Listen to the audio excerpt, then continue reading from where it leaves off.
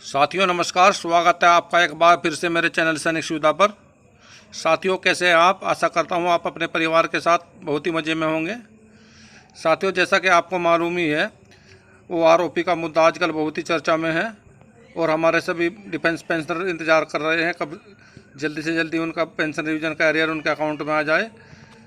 तो साथियों जैसा कि आपको मालूम ही है इसके बारे में कि मार्च 2022 में हमारे सुप्रीम कोर्ट ने फैसला दिया था वो आरओपी के बारे में कि जुलाई 2019 से लेकर अब तक का जो हमारा पैसा है वो आरओपी का हमें दे दिया जाए। तो साथियों जैसे कि इसका समय नज़दीक आता जा रहा है, पाँच सात दिन इसके लिए बाकी बचे हमारे फाइनल टेबल आने में, जैसे कि 31 मई तक हमारी फाइनल टेबल आने की उम्मीद हमें लग रही है। तो साथियों ऐसे समय में जब हमारी वो आरओपी 2 की फाइनल रिवीजन टेबल आने वाली है, ऐसे समय में हमारे पूर्व एक्स सर्विसमैन संगठन के जो मुखिया हैं मेजर जनरल सतबीर सिंह जी, उनकी तरफ से एक लेटर जारी किया गया है ट्विटर पे, और उस ट्विटर में अपनी मांगों की तरफ सरकार का ध्यान आकर्षित कराया है और बहुत सारी जिसमें मांगे हैं। तो मैं उन सभी के बारे में चर्चा करूँगा आप सभी लोगों से। तो साथियों आप लोगों से अनुरोध है, आज के वीडियो में बहुत ही महत्वपूर्ण जानकारी आपको दूंगा, तो आप मेरे वीडियो को बीच में स्किप ना करें। अगर आप इसकी स्किप करते रहे हैं तो आप बहुत ही महत्वपूर्ण जानकारी से वंचित रह जाते हैं। और साथियों मेरे चैनल पर ऐसी महत्वपूर्ण जानकारी आप लोगों को देखने को मिलती रहती हैं। तो साथियों क्या कहा है इन्होंने ट्विटर पर, इस लेटर में पूरी इन सभी के बारे में मैं आपसे डिटेल में बताऊंगा। तो चलिए देखते हैं ये लेटर क्या इन्होंने इस लेटर में बताया है। साथियों देखिए ये हैं वो मुद्दे जिनके ऊपर मेजर जनरल सतबीर सिंह ने सरकार से विचार करने के लिए कहा गया है।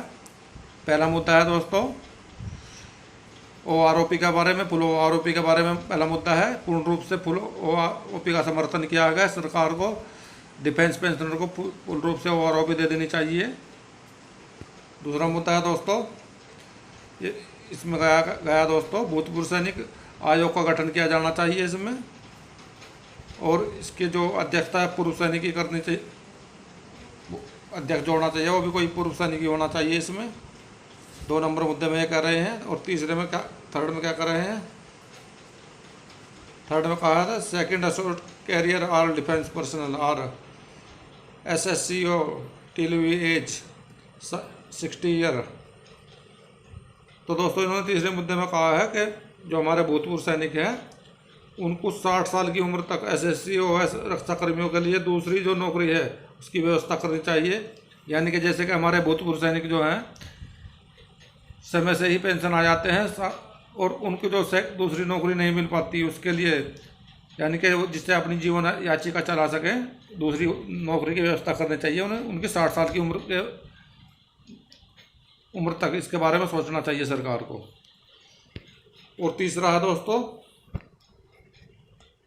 It should be mandatory have member for armed force every committee commission constituted them. यानी कि इन्होंने अगले में कहा दोस्तों भूतपूर्व सैनिकों के लिए सब समय के लिए सभी रिक्तियां भरना चाहिए और उनके लिए प्रत्येक गठित समिति, प्रत्येक आयोग में सशस्त्र बलों के सदस्यों का भी होना अनिवार्य होना चाहिए। ये इन्होंने चौथे पॉइंट में कहा है। यानी कि जितनी भी समिति गठित की जाती हैं या आयोग बनाए जाते हैं उनमें सशस्त्र बल के सदस्यों का भी होना अनिवार्य है। उनका एक सदस्य सशस्त्र बल का भी होना जरूरी है। अगला 5वें पॉइंट में इन्होंने क्या कहा दोस्तों, enhancement of pensions defence window respect reserved equivalent in the ex serviceman pension. तो 5वें में ये कहते हैं दोस्तों रक्षा विधवाओं की पेंशन में वृद्धि और पूर्व सैनिकों की पेंशन के बराबर इन्हें पेंशन दी जानी चाहिए। सरकार को इस पर भी ध्यान देना चाहिए। और दोस्तों आगे इसमें कहा है इन्होंने 6 में ECHS सैन्य अस्पताल के माध्यम से सभी दिग्गजों को सुपर स्पेशलिस्ट अस्पताल में इनकी देखभाल होनी चाहिए और देश में शुरू की गई नई प्रक्रिया को तुरंत ECHS की सूची में लाया जाए। यानी कि अच्छे सुपर स्पेशलिटी अस्पतालों में भूतपूर्व सैनिकों को इसकी फैसिलिटी दी जाए, उनका अच्छे जो नई तकनीक वाले हॉस्पिटल हैं उनमें इनका इलाज होना चाहिए, फैसिलिटी इनको मिलनी चाहिए। ये नंबर 6 में कहा दोस्तों इन्होंने। और नंबर 7 में भी क्या कहते हैं दोस्तों, नंबर 7 में इन्होंने कहा है दोस्तों, allotment the sufficient fund require in this service ECHS scheme beginning of the year the MD and ECHS, यानी कि ECHS के लिए आवश्यक राशि का आवंटन किया जाना चाहिए। साल के शुरू में जो ECHS है उसके लिए आवश्यक राशि दी जानी चाहिए। उसमें जैसे दवाइयों की कमी रहती है, उसको पूरी राशि नहीं मिल पाती, तो इसके लिए इन्होंने कहा कि ECHS को आवश्यक राशि का आवंटन किया जाना चाहिए। अगले 8 नंबर पॉइंट में दोस्तों इन्होंने क्या कहा है, अगले में कहा है ECHS में अधिक सुपर स्पेशलिस्ट अस्पताल शामिल करना, यानी कि ECHS में अधिक से अधिक जो सुपर स्पेशलिस्ट हॉस्पिटल है उनको शामिल किया जाए, अच्छे से अच्छे हॉस्पिटल है उसको भी इसमें शामिल किया जाए।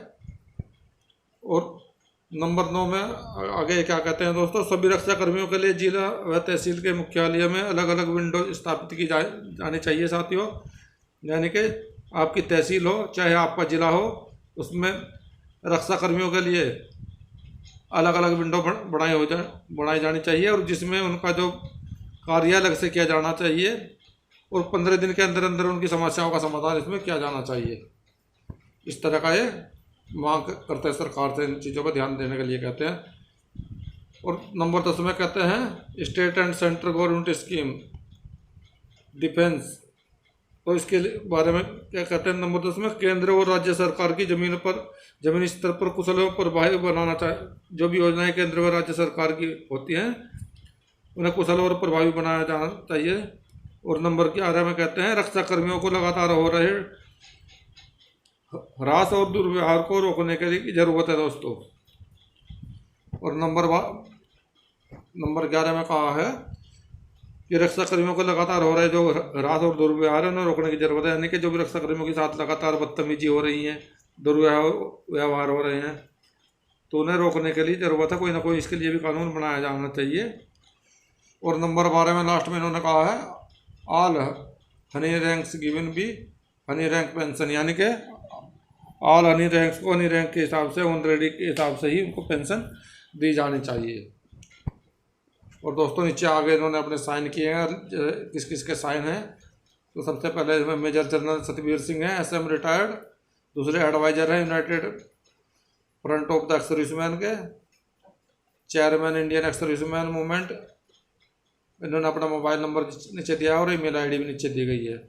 तो साथियों ये तो इन्होंने सरकार के लिए इन पर विचार करने के लिए कहा गया है, और वो भी ऐसे समय में विचार करने के लिए कहा गया है दोस्तों जब हमारे OROP की फाइनल रिवीजन टेबल आने वाली है 4-5 दिन में। तो साथियों इनके जो इन्होंने अपनी जो कुछ मांगे रखी हैं सरकार से, और कहा है इन चीज़ों पर सर्विसमैनों को ध्यान दिया जाना चाहिए, ये चीज़ें तो बहुत अच्छी हैं, अच्छे इनके पॉइंट हैं, लेकिन साथियों ये ऐसे समय में पॉइंट किए जा रहे हैं जैसे हमारे OROP आने वाली है। तो साथियों आपको क्या लगता है, ऐसे समय पे इनको इन चीज़ों को सरकार को बताना चाहिए या थोड़ा सा इंतज़ार करें OROP मिलने के बाद में इनको इस चीज़ के बारे में बताया जाए। साथियों ये थी मेरे द्वारा दी गई छोटी सी जानकारी। अगर जानकारी अच्छी लगी है तो मेरे वीडियो को लाइक करें, चैनल को सब्सक्राइब करें, दोस्तों में शेयर करें। वीडियो देखने के लिए धन्यवाद दोस्तों।